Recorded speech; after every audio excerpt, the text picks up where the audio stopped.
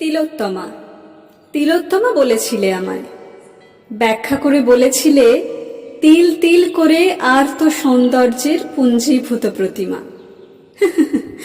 যদিও মূর্তি পুজোয় বিশ্বাসী ছিলে না তুমি, তবু প্রেমে পড়লে হয়তো এরকম হয় মানুষের। আদ্যপান্ত নাস্তিক তুমি কিনা তুলনা করলে চিন্ময়ী প্রতিমার সঙ্গে। বিস্ময়ে সে রাত্রে আমার ঘুম হয়নি। নাকি তোমার পুঞ্জীভূত প্রেম আমার অনিদ্রা স্ফুরণ ঘটিয়েছিল, জানি না। শুধু জানি পরদিন ধুম জ্বর এসেছিল। মাথায় জলপট্টি লাগিয়ে দিয়েছিল বাড়ির লোকেরা পালা করে। জ্বরের ঘোরে মনে হয় অস্ফুটে তোমার নাম ধরেছিলাম কয়েকবার। আমার ঠিক মনে পড়ে না যেন, শোনা কথা, তাও কানা ঘুষোয়। 3 দিন পর তোমার সাথে দেখা হয়েছিল। কলকাতায় তখন পুজোর আবহ, জনমানুষে ক্রমশ যেন প্রকট হচ্ছিল খুশির স্পন্দন। স্পন্দন বেগ সঞ্চারিত হয়েছিল আমাদের মধ্যেও। আমরা সেদিন সদ্যজাত প্রজাপতির মতো গোটা শহর উড়ে বেরিয়েছিলাম, মনে আছে? তারপর লিমসন স্ট্রিট ধরে হাঁটতে হাঁটতে পিটার ক্যাডের ঝিমিয়ে যাওয়া আলোয় চেলো কাবাব খেয়ে উদয়পুর্তি। বাইরে এসে বলেছিলাম, কোথা থেকে আসে এত স্বাদ? নিজেকে উজাড় করে দিয়ে নিঃস্ব হবার মধ্যে কি আনন্দ পাও তুমি? হেসেছিলে। সংক্রামক ব্যাধির মতো সেই হাসি ছড়িয়ে পড়েছিল আমার ঠোঁটেও। খিলখিল করে হাসতে হাসতে কখন যে পার্ক স্ট্রিটে সন্ধে নেমে এসেছিল আমরা বুঝিনি।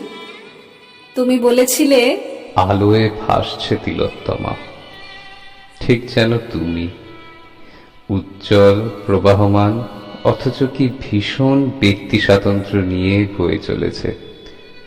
আমি বারবার মুগ্ধ চিত্তে নির্বাক তাকিয়ে থাকি। সব মিলেমিশে একাকার হয়ে যায়, আমি হারিয়ে যাই বারবার। সম্বিত ফিরে পেতে দেখি তুমি আমার সামনে দাঁড়িয়ে। তাই তো তোমায় তিলোত্তমা বলে ডাকি, তাই তো বারবার তোমার দিকে সসম্ভ্রমে তাকিয়ে থাকি। এত ভাবগম্ভীর আলোচনা চক্রে আমি খেই হারাই চট করে। এক্ষেত্রেও তার অন্যথা হয়নি। তুমি হয়তো বুঝতে পেরে আমায় বললে, জানো, কাল একটা কবিতা লিখেছি। তারপর বুক পকেট থেকে ভাঁজ করা একটা কাগজ বার করে পড়তে শুরু করলে। তুমি তিলোত্তমার মতো, ট্রাম লাইনের জন্য যেমন পিচ রাস্তার ক্ষত, তুমি তিলোত্তমার মতো।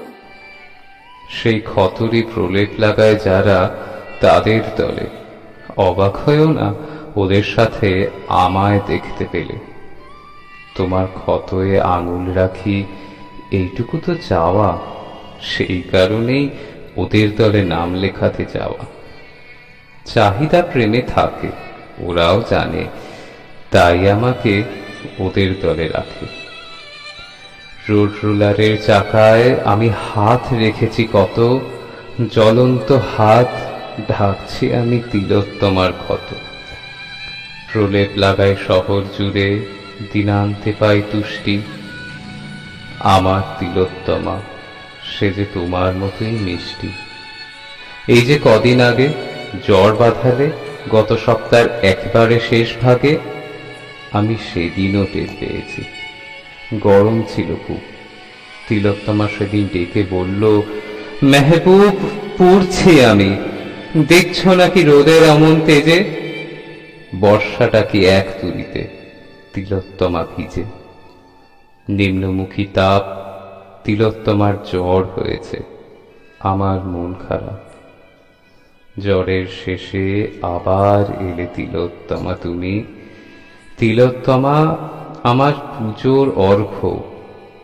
সংগ্রামী সাংগঠনিক শক্তি তো নেই, শুধুই ভালোবাসি। তিলোত্তমার স্পর্শটুকুই কেবল প্রত্যাশী। তুমি তিলোত্তমার মতো, ট্রাম লাইনের মধ্যে যেমন কল্লোলের ক্ষত, তোমার ক্ষতয়ে আঙুল রাখি, এইটুকু তো চাওয়া।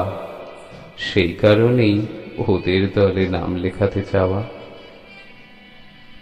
তুমি তুমি তিলোত্তমার তিলোত্তমার মতো, ট্রাম ট্রাম লাইনের জন্য যেমন পিচ পিচ রাস্তায় রাস্তায় ক্ষত। ক্ষত।